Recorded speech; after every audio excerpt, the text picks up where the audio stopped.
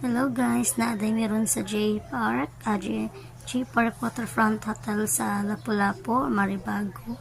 So kani guys, kay in the preparation ni siya sa mong GS prom pagkaugma. So hitabo ni siya March 8. Then amo ang GS prom kay March 9. So nag-check-in me 2 PM kay kanang gitagaan dyan may room para makaprepare me kay kami man ang head committee sa kanang kuan different na nagkonato.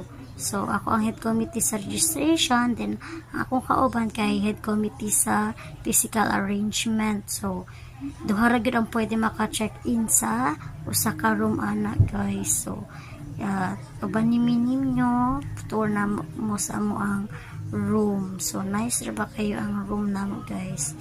Peaceful case tanan siya. Di na siya soundproof guys kay makadungog gid mi sa kanang amo ang katapad na saba.